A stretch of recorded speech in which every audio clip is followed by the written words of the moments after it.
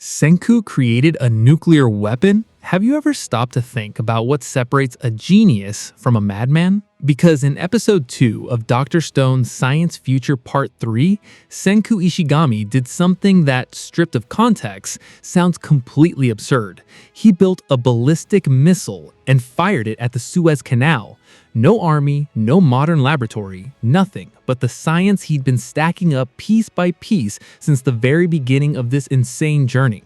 But hold on, that missile is not a nuclear weapon, and understanding exactly what happened in this episode will make you see the sheer greatness of this story in a completely different light. Because what episode 2 actually did wasn't just push the plot forward, it showed the full scale of the road Senku has walked, from flint to jet propulsion, from primitive fire to orbital physics. This is Dr. Stone at its purest. And to truly grasp the magnitude of that, we need to rewind a little. The final season, Science Future, is Senku and the Kingdom of Science's last journey. The goal is no longer just reviving humanity or defeating a human enemy. It's reaching the moon, because that's where Y-Man operates, that mysterious entity that petrified the entire world, and who, at the end of episode 1, changed its message from Y, that eternal radio signal, to something deeply unsettling. Do you want to die? Plain and simple. A threat. And when something like that surfaces in the Dr. Stone universe, the clock starts running. So episode 2 opens with the Perseus already sailing towards India, but with one massive obstacle blocking the way: the Suez Canal. For those who don't know, the Suez Canal is one of the most strategically important routes in the world, or it was before the petrification. After millennia of abandonment, vegetation swallowed everything whole, and the wall of trees has completely sealed the passage. Going around the entire continent of Africa would burn more than a year's worth of biofuel. And with Y-Man's message hanging in the air like a blade over everyone's heads, a year's delay simply isn't on the table. Take a breath right here. Feel the weight of that. All of humanity depending on a group of people aboard a hand-rebuilt ship of wood and iron racing against the lunar entity that could petrify everything again at any moment. This isn't soap opera tension. This is end-of-the-world tension, literally. Before Senku solves the Suez problem, the episode makes a strategic stop that a lot of people might find strange at first glance. Spain. Barcelona, to be precise. And this is one of the things that makes Dr. Stone a different kind of anime. The stop in Barcelona isn't a detour, it's science with purpose. The group needs fluorite, a mineral used in the production of optical lenses. Why optical lenses right now? Because in space, you need spacesuits, and in spacesuits, you need precise scientific instruments. Fluorite is one link in a chain that will eventually carry Senku to the moon. Everything connects. And how does the group earn the trust of Barcelona's freshly revived locals? With olive oil. Ryusui, in a move that is pure style, decides the best way to win over Spaniards is by offering them the food they already know, the food woven into their very identity. It's a small detail, but it says everything about how humanity works. Before science comes trust. Before logic comes emotion. Francois, the group's master chef, steps in to prepare the oil, and the scene that follows is almost poetic. A group of people who woke up centuries after being petrified, with no memory of what happened, first encounter something familiar: flavor. Not a political speech, not a scientific explanation. Food, warmth, basic humanity. Think about it. Senku could have arrived in Barcelona shouting, "We need fluorite, cooperate." But then he'd just be another invader in a world already broken.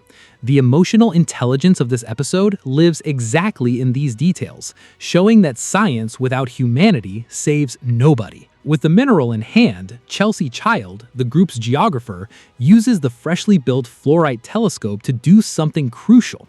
She spots the Suez Canal from a distance, and what she sees isn't encouraging: a dense barrier of trees, the result of millennia of uncontrolled growth, completely blocks the canal's entrance. Chelsea isn't a side character here, she's essential. Senku knows about everything, but he doesn't have eyes everywhere. She carries the geographical knowledge that makes the difference between taking the right route or wasting a year circling the African continent. And this is where the episode reaches its peak. The problem is identified. The solution needs to be dramatic. How do you clear a wall of vegetation 20 kilometers away without modern technology in a world that literally started from zero? With a missile. This moment carries enormous emotional weight for anyone who has followed Dr. Stone from the very beginning, because Senku, in his internal monologue, says it out loud himself. He finally built a ballistic missile. And the connection this has to his past is child-chilling. As a child, Senku exchanged emails with Dr. X, his scientific mentor, the man who shaped the mind of the boy who would one day rebuild civilization. And Zeno said something that stuck. At its core, the engineering of a rocket and the engineering of a ballistic missile are essentially the same thing. The same propulsion principles, the same trajectory equations, the same physics. That kid who learned about missiles through email is now standing on the deck of a hand-built ship, using Zeno's own prototype jet engine as a propellant, calculating a trajectory that will clear the path to the moon. Do you feel the weight of that? This isn't just an action moment, it's a declaration of how far Senku has come. From the spark of flint to the jet engine, from stone to steel, and now from steel to space. Every step was built upon the one before it. There are no shortcuts in Senku science. There is method, persistence, and the accumulation of knowledge across an absurdly long journey. The missile is launched, the tree barrier is cleared, the Suez Canal is open. And here, let's take a second to debunk the video's title. No, Senku did not create a nuclear weapon. What he built was a conventional ballistic missile, a projectile propelled by a jet engine along a calculated trajectory toward a specific target. It is a weapon, yes, but the difference between a ballistic missile and a nuclear weapon is the difference between a kitchen stove and a thermonuclear power plant. The propulsion principles may share similarities, but what determines destructive power is the warhead.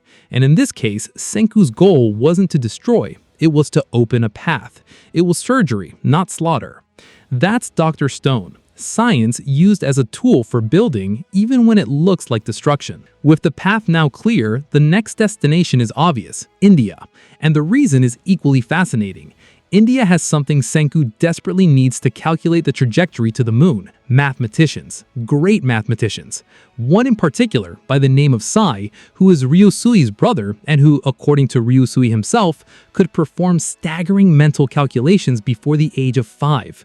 The episode closes on this character's silhouette, building anticipation for the next arc. But before we wrap up, let me tell you why this specific episode matters so much within Dr. Stone's larger narrative. Throughout the entire series, there's a clear pattern. Every major problem demands that the group first build the foundations, both technological and human. First stone, then fire, then metal, then electricity, then radio, then the engine. Now, the missile. Every rung exists because the one below it was built with care. And episode 2 of part 3 is at its core a celebration of that. It's not the most jaw-dropping episode of the season. It won't carry the same emotional explosion that the final arc is going to deliver. But it's the episode that proves the rhythm is back, that the series is breathing properly again, balancing action, science, emotion, and character development without trampling over any of it. Chelsea Child finally gets her moment. Ryusui remains the most charismatic character in the group, the guy who turns diplomacy into gastronomy. Francois continues to be a charming mystery, and Senku stays exactly what he is, that rare kind of character in the anime world, a genius who needs other people, who knows his limits, who understands that 10 billion% scientific certainty can never replace the wisdom of someone who knows the land with their own eyes. This series has always been about that. It's not one hero saving the world alone. It's all of humanity, represented by a group of people with completely different gifts, rebuilding what was lost, one spark at a time. And now, that humanity is on its way to the moon, with a missile built from nothing, with fluorite lenses pulled from Spain, with olive oil as diplomatic currency, with the shadow of Y-Man hanging over everything. If that doesn't make you want to hit play on the next episode immediately, I don't know what will. Dr. Stone's Science Future Part 3 is streaming on Crunchyroll with new episodes every Thursday.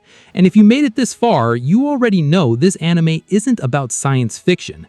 It's about what happens when humanity decides, collectively, not to give up.